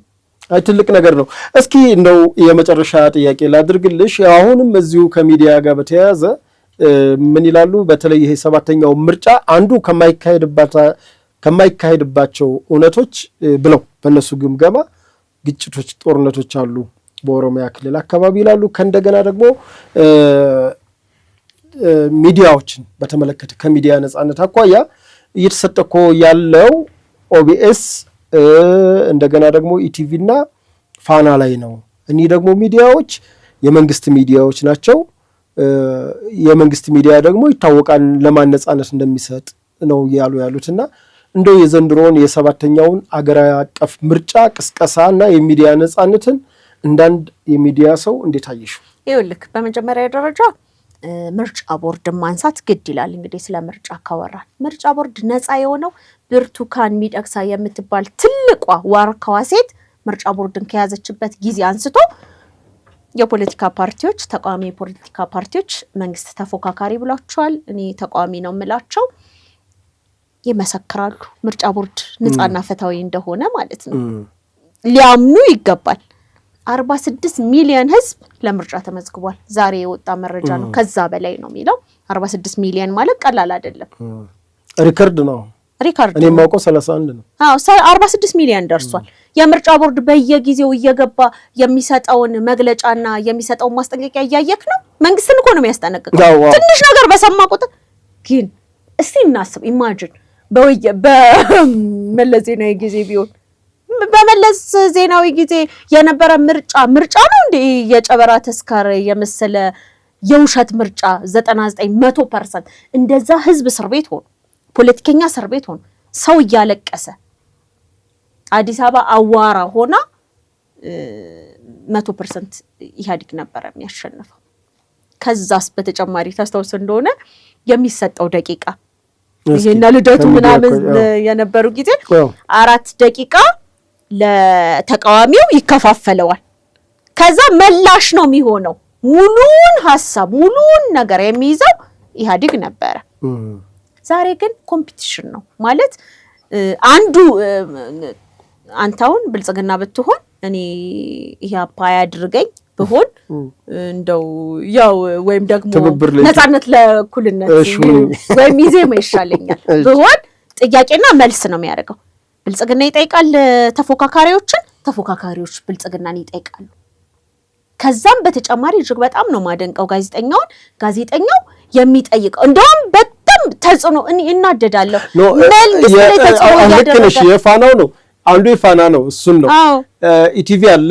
ከእንደገና ምርጫ ቦርድ እኮ ራሱ የሚያዘጋጀው ደግሞ ነፃ አለ። ከዛስ በተጨማሪ ደግሞ አይተዋል እንትኑን ኦቢኤስ በነገራችን ላይ መረጃ ስለሌለው ነው ኦቤን ማለቱ ነው። ያው መረጃ የላቸውም እኮ ብዙ። ኦቢኤስ የመንግስት ሚዲያ አይደለም የግል ሚዲያ ነው፣ ግን ኦቤን ማለቱ ነው። ኦቤን ላይ በነገራችን ላይ የተደረገው የባፋን ኦሮሞ ነው። አንተ አትሰማም እኔ እሰማለሁ። የተደረገው ራሱ ማለት ነው ኦነግ አይደል አሁን እየተፎካከረ ያለው። በነገራችን ላይ እነ ዶክተር ብርሃኑ ምናምን ናቸው እንትን ያደረጉት ክርክር ያደረጉት። በጣም የመንግስት እንትና በዳዲና ላይ በጣም ተጽዕኖ እያደረገ ነበር። እንደውም እነዛን አያፋጥጥም። አንዳንድ ጊዜ ገብተዋል አይደለም እንትን አገዛ እባላለሁ አይነት ስሜት እንደውም ጋዜጠኞች ላይ እያየን በጣም እየተናደድኩ ነበር። ለምንድን ነው እነሱን ብቻ ሰዓት አለቀም ማቆም ሲባል ይባላል። ከዛም በተጨማሪ ደግሞ የሚጠይቁት ጥያቄ የሚያነሱት ነገር ማለት ደቂቃው ነው። በነገራችን ሰዓት አልቋል። ደቂቃው ነው እኩል ተሰጥቷል። ድሮ ግን ኢህአዴግ እያለ እኔም አንዱ ተቃዋሚ ስለነበርኩ እኮ ኢህአዴግ እያለ እስቲ ልንገር የኛ 4 ደቂቃ ይሰጣል፣ ለኢህአዴግ 20 ደቂቃ ይሰጣል። 20 ደቂቃ እንደውም ልደቱ ይናገር ነበር የምታስታውሱ ልክ አንድ አይነት ሐሳብ እንዳለን ነገር ለምንድን ነው አሁን ለምሳሌ ሰፊቱ ሀገር እንደውም በጣም በሚያሳዝን ሁኔታ እንዴት ካልጠፋ ሰዓት 3 ደቂቃ የተለያየ ሐሳብ ያለው አሁን ነፃነት ለእኩልነት ኢህአፓ ምንድነው ኢዜማ የተለያየ አይነት እንትን ያላቸው ማለት እኔ ፖሊሲያቸውን በርግጥ አላቅም ማወቅም አልፈልግም። ማወቅም ይጠቅማል። ምንም ፖሊሲ አዲስ የሚመጣ ፖሊሲ የለም። በነገራችን ላይ አንቺ በቃ ዲሞክራሲ ያስፈልግም ብለሽ ከስሙ ስትነሳውን ኢህአፓ ስትል ጥሩ ስሜት ይሰማሃል? እኔ ስልሳዎቹን ወደ ማለት ያረጀው ነው የሚመስለኝ አሁን እኔ እዛው ውስጥ ወጣቶች መኖራቸው ራሱ አይኔ ማለት ጁቬንቱስ እንትን አይደለም። ግን ኢዜማ አሁን ኢዜማን ብትወስደው ይሄ አሁን ሚዲያችን ገለልተኛ ነው ያኔ ሐሳብ ነው ይሄ ብትወስደው የሆነ የሚከራከርባቸው ነጥቦችን ትንሽ አሳማኝ የሚሆኑበት ሁኔታ አለ። በነገራችን ላይ ፐርፌክት መንግስት የለም ማለት የትም ቢሄዱ አሁን ውጪ የሚኖሩትም አሜሪካ ሀገር ውስጥም ነው አይደለ ዲሞክራሲ እንግዲህ ጣሪያ ነክቷል ምናምን በቃ ዲሞክራት ነን ምናምን ራሱ የሆነ ገደብ አለው። በተለይ አሁን እንደው ለተቃዋሚዎቻችን እንደው እኔ በዚህ አጋጣሚ እንደው ለተፎካካሪዎች ፓርቲዎች ይሄ የሀገርን ብሔራዊ ጥቅምና ፖለቲካን በቅጡ ለይተው ቢያውቁ ብዬ እመክራለሁ። በቃ ካወቁ እኮ ማለት ነው እነሱን የማታዳምጥበት ምክንያት የለም። ነገር ግን አንዳንዶቹ ይቀልዳሉ። እንደውም 5 የባህር በር ነው ምናሰጣት ኢትዮጵያን ይላሉ። እሱ ቆንጆ ነው እኮ ቆይ ይላሉ ማለት እኛ ብንመረጥ እኮ ይሄማ ቆንጆ ሐሳብ ነው። ነጻነት ፓርቲ ያልሽው ገባኝ። ነጻነት ለኩና አሁን ይላሉ አይደለ? አማራጭ እኮ ነው። 5 እንኳን አይደለም መንግስት ለ1 እና ለ2 ነው ለበርበራና ለአሰብ ነው እያለ ያለው። እኛ ግን ኢትዮጵያ ህዝብ ይመርጠን 5 እናመጣለን። 5 እኮ አሉ ትክክል እኮ ናቸው። ግን አንድ ነገር ልንገርክ ቴዲ አሁን ይውልክ ምን እንዳለ ታውቃለህ? በመጀመሪያ ደረጃ መንግስትን የምንደግፍበት ዋና ምክንያት የባህር በር ጥያቄን በሚያስፈልገን ሰዓት ማንሳቱ ነው አይደለም? የባህር በር አያስፈልገንም ያሉ ፓርቲዎች አሉ እኮ። አሁን የነጻነትና እኩልነትን አበዛው 5 አለ አበዛው። አሁን ይውልክ እንደው አንዳንዴ ቀልድ እንዳይመስል ነው። ቀልድ አይደለም ስሬስ ላይ ህዝቡ እንዳይራ 5 እንዴት እንደሆነ ልንገርሻ። ፖርት ሱዳን አለ ይሄንን አሁን መንግስት ፖርት ሱዳንና ለምሳሌ ላሞ ወደብ አለ የኬንያው መንግስት ተከራይቶ ነው። ጅቡቲ ያለ ተከራይቶ ነው። አልከራይም የዓለም አቀፍን ህግ ተተከትዬ ለጅቡቲ መንግስት የሚያስፈልገውን ኪራይ ይሰጣለሁ። ነገር ግን ወደቡን በተመለከተ ግን በነፃ ማገኝበት እድል አለ ነው። እኔ አሁን ትክክል እኮ ነው። ትክክል ነው። ነገር ግን አሁን ትክክል አይደለም ይውልክ ምን እንዳለ ታውቃለህ? መንግስት ጥያቄ እኔ ፍርሃቴ ነው ስጋቴ 3 ቢሊዮን ዶላር የኢትዮጵያ መንግስት ሰሊጥ ሽጦ ቡና ሽጦ አሁን ወርቅ ሽጦ ለወደብ ኪራይ ነው የሚያውለው። አንድ ነገር ልንገርህ ቴዲ፣ ይሄ የወደብ ጥያቄ ወደ ቀልድ እንዳይሄድ እፈራለሁ። ስጋቴ ገብቶሃል አይደለ? እንኳን 5 ብትለው አሁን እንዳንተ ግንዛቤ የሌለው ሰው ይሄንን ጥያቄ ቀልድ አደረጉት ነው እንዴ አይልም? ሊል ይችላል እንደዛ ወደ ቀልድ እንዳይል። አሁን እኛ የሚዲያ እኮ ትልቁ እንትን እንዳይል እድሎች አሉ። ሱዳን ላይ ማግኘት እንችላለን። ልክ ነው። ፖርት ሱዳን አለ፣ አሰብ ላይ አለ፣ የራሳችን ወደብ ነው። ምጽዋ አለ፣ የራሳችን ወደብ ነው። ጅቡቲ አለ፣ እስከዛሬ ስትበዘብዘን ኖራለች። ይበቃታል እስካሁን በኔ እይታ ነው። በርበር አለ፣ አሁን ቀጣይ የምናገኘው ራሱ የሶማሌ ሞቃዲሾ ወደብ አለ። እሱም አንድ ነው። ላሞ ወደብ አለ። እንደውም 6 አረኩልሽ። እንደውም ነጻነትና ለእኩልነት ቢያማክረኝ እኔ 5 አይደለም 6 ማለልህ ነው ማለት ገባኝ። ነገር ግን ምን እንዳለ ታውቃለህ? አንዲት ወደብ ላጣች ሀገር በኢፍታዊ በሆነ መንገድ አንድ ወደብ ላጣች ሀገር እንደ ቀልድ እንዳይታይ ጉዳዩ ሲሪየስ ነው። ግን እኔ ደግሞ የኢሚሬትስና የእንትን ተላላኪ ብሎ ከሚያሾፍና ለላኳቸው ለሻቢያ ወደብ አያስፈልገንም ያሉም አሉ እኮ ሰምታላ። ወደብ አያስፈልገንም ኖ ወደብ አያስፈልገንም ብቻ አይደለም። እንደውም አንድ ኦነግ ነኝ ያለ ሰው ምንድነው ያለው? ኢትዮጵያ በታሪኳ ወደብ ኖሯት አያውቅም ብሏል። በአፋን ኦሮሞ ነው ያለው። ምናልባት ውሸት ነው ብሎ የሚጠራጠር ካለ በሚቀጥለው እንትን ልንል እንችላለን። ቪዲዮውን ማያያዝ እችላለሁ፣ ልሰጥክ እችላለሁ። ቪዲዮ አለ። አያስፈልገንም ኢትዮጵያ ኖሯት አያውቅም። ከኤርትራ መንግስት ጋር የኢትዮጵያ መንግስት እየተተናኮሰው ነው ብሏል። ግን ለምርጫ ሊወዳደር ነው። ይሄ በብሔራዊ ጥቅም በብሔራዊ ጥቅም። በነገራችን ላይ እኛ መንግስታችን ለኢትዮጵያ ብሔራዊ ጥቅም ሲል የኤርትራን መንግስት መውጋት ካለበት ልጆቻችንን ልናዋጣ ነው የሚገባው። ምክንያቱም የራሻና ዩክሬንን ማየት እንችላለን። ቻይናና ታይዋን ምንድነው ጸባቸው? አሜሪካ እስራኤል ላይ የሚሞተው የጋዛ ህዝብ እስራኤላዊ የማያሳዝነው መሰለህ? አንድ አይሁዳዊ በእርግጥ ሰው ነው፣ እኔም ያዝን ይመስለኛል። ነገር ግን ጣልቃ ሲገባ ምናልባት የእስራኤል ብሔራዊ ጥቅም ሊነካ ይችላል፣ ህልውና ያችን ሊነካ ይችላል ብለው ነው 62000 የፓለስቲን ህፃናት፣ ወጣቶች፣ አዛውንት ሲሞት ዝም ብሎ የሚመለከተው ጣልቃ ገብቶ አረ አይወጉም ብሎ ከዛ እንትን አይልም። የኛ ባንዳዎች ግን ምክንያቱም ባንዳዎቹ በነገራችን ላይ በእርግጠኝነት እንትን ብትላቸው ሀያቶቻቸው በጣሊያን ጊዜም ይሄ ባትሪ እያበሩ በሰዓቱ ፋኖስ እያበሩ እንቁላል እየቀቀሉ መንገድ ሲያሳዩ የነበሩ ነው ሊሆን የሚችሉት ሀያቶቻቸው። ምክንያቱም በደም የምትወርሰው ነገር ነው ባንዳነት። እውነት እኮ ነው። የሆነ ወረኝነት ወረኛ እነሱ ቤተሰብ ባክ ወረኛ ነገር ናቸው ምናምን ብለክ አውርተህ አታውቅም ወይም ሰምተህ አታውቅም። ጂኒየስ ናቸው የነሱ ቤተሰቦች እኮ ምናምን ይባላል። ጀግና ናቸው፣ ኧረ ሀያትየው እኮ እንትን ነበሩ ምናምን የሚባል አድዋ ዘምተዋል።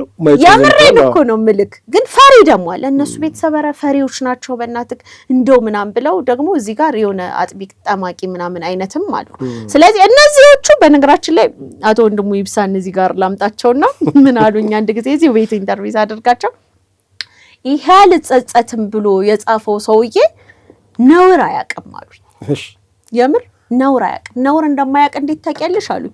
በነገራችን ላይ የእሳቸው አወራር በጣም መስጦኝ ነው አልጸጸትም ምን ያነበብኩት በእሳቸው ጋባዥነት ማለት እሺ አልኳቸው። እንደዚህ የሚል ገጽ ላይ ከነገጹ ይዘውታል ይባል አባቴ ሚስት ሽጧል የእውነቴን እኮ ሽጧል ይላል ሰው ነውሩንና ገንዘቡን መደበቅ አለበት አሉኝ። በጣም ትልቅ ሰው ናቸው በነገራችን ላይ። ኢትዮጵያዊነት ስሜታቸው ደግሞ በጣም ይሄ ስለ ፓን አፍሪካኒዝም ምናምን ሲያወሩ በጣም ሀሳባቸው ነው እና ሽጧል ይላል። ሚስት መሸጥ ነውር እኮ ነው ማለት አንዳንድ ጊዜ እንደውም አንድ ኢትዮጵያዊ በሶስት ነገሮች ይዋጋል፣ በሀገሩ፣ በመሬቱና በርስቱ በሚስቱ። ርስትና ሚስት ይባላል ከነንትኑ ማለት ነው። ከዛ እውነትን መጽሐፉ ላይ ሄደክ ስታየው እውነትም አባትየው ደብቆ ሚስቱን ሸጧል። እኔ በነገራችን ላይ ሁልጊዜ የማወራው ነገር ነው እና በዚህ እንቋጭ። ዱባይ ሄድልክና የመጀመሪያ ቀን ሻርጃ የምትባል ከተማ ነው እንትን ቁጭ ብዬ ሂሬ አለችኝ ልጅቷ ብርሃን ትባላለች እና እዛ ቢሮ ምናምን አላት። እኔ የቸገረኝ ነገር ቢኖር የኢትዮጵያ ጉራ ነው አለችኝ። እንዴት አልኳት። አሁን እዚህ ሀገር ሰራተኛ ከጎንደርም ይምጣ ከጎጃምም ይምጣ ከዛ ከኦሮሚያ ክልልም ይምጣ ከወላይታም ይምጣ ከጉምዝም ይምጣ ከጋምቤላም ይምጣ እዚህ ቢሮ አሰሪዋ አምጥቶ አልፈልግም የሚለው ተረፍራፊ አንበላም ብለው ነው አለች። እና ልክ ናቸው የሰው ሀገር እስከሚያልፍላቸው ምናምን ነገር ምን ችግር አለ ተረፍራፊ በልቶ ቢያልፍላቸው። የመጀመሪያ ቀን ገና ዱባይ ስገባ ነው ዱባይ ገባ። ከዛ ወደ ሻርጃ ነው የሄድኩት። ከዛ ልጅቷን ጠየኳት ጠጋ ብዬ ምን ሆነሽ ነው? ኧረ ወዲያ እኔ ተረፍራፊ አልበላም ብዬ ነው እነሱ ያቦኩትን ቂጣ በላለው አልኳት። ከዛ እንዴት ተረፍራፊ አትበልይም ብላ መለሰችኝ። ይሄ የምን ውጤት እንደሆነ ታውቂያለሽ አልኳት። የአድዋ ውጤት ነው። እውነቴን እኮ ነው። አንድ ቀልድ ታስታውሳለህ? ኬንያ ሀገር ይሄድና ነጭ ኬንያዊውን በቦክስ ይመቷል። ልክ በቦክስ ሲመታ በቃ ግን እኔ ፕሮፌሰር መስፍን እኮ ታሪክ ነው። እሺ ግን እኔ እንደ ቀልድ አይደለም። ከዛ በቦክስ ሲመታ ኬንያዊው እንዴት ሀገርክ ላይ ትመታለህ ብሎ ኢትዮጵያዊው ኬንያዊውን በቦክስ ፕሮፌሰር መስፍን ናቸው። በጣም አሪፍ። ከዛ ኬንያዊው እንዴት አለቀይን ትመታለህ ብሎ ኢትዮጵያዊውን መታው አይደል? ኖ አይደለም መታው ሳይሆን የነጩ ተደነቀ። አንተ ኢትዮጵያዊ ነህ ማለት ነው ሲለው አዎ ኢትዮጵያዊ ነኝ። ግን እኔ ደግሞ አሁን እንግዲህ ይሄ መንፈስ ይሄ አልገዛም አልደፈርም ባይነት እኛ ኢትዮጵያውያንን አንድ የሚያደርገን መንፈስ ነው። በነገራችን ላይ የትም ቦታ ቢሆን በነገራችን ላይ እኔ ዱባይ ስኖር ኬንያዊው ፈረንጅ ምናምን ለመጥበስ ወይም ደግሞ ከፈረንጅ ጋር ለመታየት ምናምን ይፈልጋል። ማንኛውም የአፍሪካ ውስጥ ያለ ኢትዮጵያዊ ሀበሻ ሴት ሲያይ ነው እውነቴን ነው ምልክ እንዴት ነሽ ደህና ነሽ ብሎ አቅፎ እንኳን ሲሄዱ አንዳንድ ካሉ እንኳን ብዙ ኖር ያለው ያው እዛ ሀገር ካሉ ፈረንጅ እኮ ናት ገርል ፍሬንዱ ምናምን ሲባል አበሻው ሊደብቅ ይሞክራል። እንግዲህ ይሄ ኩራተኛውን አበሻ ነው። የባንዳ ልጆች ከሆኑ እኔ አላውቅም ምናልባት ፈረንጅ ነጭ ናት ሚስቴ ምናምን ብሎ ሊጎርር ይችላል። ግን የትልቅነት እንትን ሊሆን አይችልም እዛ ሀገር ላይ ያየሁት ማለት ምክንያቱም በጣም በርካታ ህዝብ የሚኖርበት ነው። ራሽያዊ ጓደኛ የነበረው በጣም የማከብረው ሰው ነበረ። በነገራችን ላይ እንደዛ ለማለት ፈልጌ ሳይሆን ልልክ የፈለኩት መኩራሪያ ግን አይሆንም። ለአንድ ጥቁር ግን ለአንድ ኬንያዊ ወይም ደግሞ ለአንድ ኡጋንዳዊ ወይም ደግሞ ለአንድ ሌላ ሴኔጋላዊ ምናምን ናይጄሪያዊ ከነጭ ጋር ለመታየት ልክ ገንዘብ ሲያገኝ እንደውም የመጀመሪያ ምርጫው ነጭ ነው የምትሆነው። በርግጥ ኢትዮጵያ ውስጥ ነጭ ያገቡ በርካታ የምናከብራቸው ሰዎች ነገር ግን ኩራታቸው ግን አትሆን ነው ከቆይታም ከስራ ከምን እኛ እና ይሄንን ለነጭ ያለን እኔ አሁን በእውነት ነው ማለት እና ልጅቷ ምን አለች በዛ ምክንያት ነው አዎ ትክክል ናት አልኳት። እኔ ዱባይ ውስጥ ልንገርክ ስንኖር አንድ ፍሬ እንቁላል 1 ብር ነበር የሚሸጠው 1 ድርሃም። ከዛ ሀብታሞች አሉ የወተትም ይሰጥሃል እኮ ቆመ ተሰልፈ። የእውነቴን ነው ቴዲ ምልክ እዛ ደውለክ መጠየቅ ትችላለህ ወይም አንድ ቀን ትሄድና አካባቢውን ወይም አብረን ልንሄድ እንችላለን ተሰልፈክ ወተት መውሰድ ትችላለህ። እኔ አላየሁም አንድ አበሻ ተሰልፎ 1 ብር የሚሸጥ ወተት ተሰልፎ ሲወስድ አላየሁም። እንቁላል ተሰልፎ አበሻ ሲወስድ እኔ አላየሁም። ስጋ ተሰልፎ ከአረብ ላይ አበሻ ሲወስድ መግዛት የምትችለውን ነገር ለምን ትሰለፋለህ? ብዙ ጊዜ ከዛ እንደውም እነዚህ ፓኪስታኖች ምናምን እንዶች ለምን እዛ ጋር ዝም ብሎ ስጋ እየተወሰደ አይደል እንዴ ለምንድን ነው እናንተ የምትገዙት? እሺ አይሉ ወይ በጣም ከባድ ነው በእናታችሁ ምናምን ነው የሚሉት ማለት ይሄ በነገራችን ላይ ምን እንደሚያሳይ ታውቃለህ? ያለ መገዛታችን ይሄ ኩራታችን በቃ ጥሩ ስሜት እኮ ነው። ትክክል ያድርብሃል። አሁን ጠቅላይ ሚኒስትር ውስጥ የምናያቸውን ስሜቶች አይታል። አንገዛም አንው የሆነ እርግጥ ያለ የወንድ ቁና ይሏቸዋል በነገራችን ላይ የወንድ ልክ ናቸው። ከዛ ሚሽሎ ከለኩ ደግሞ አይጠፉም። ሾለክላካ አይጠፋም። ጦር ሜዳ ላይ ገብተው ነው እንግዲህ ዘምተው ነው።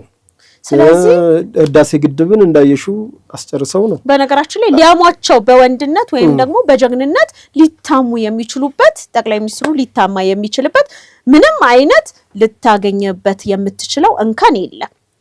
ቅድም እንደተናገርኩት ነው። በተረፈ ከዛ ውጪ ግን ዛሬም ባንዳዎች በጣም የሚያሳዝኑኝ ደግሞ ኦሮምኛ ተናግረው የኦሮሞን ህዝብ ወደ ራሳቸው ለመሳብ ምንም እናቃቸዋለን። በፍጹም ለኦሮሞ ህዝብ ታግለው ማያውቁም። ዛሬ ግን የኦሮሞ ህዝብ መሪ አግኝቷል። ቋንቋውን የሚናገር በቋንቋ ከሆነ ከዛም በተጨማሪ ደግሞ የኦሮሚያ ክልል ፕሬዝዳንት ባፍ በቃላት ሊነገር የማይችል ስራዎችን እየሰራ ነው።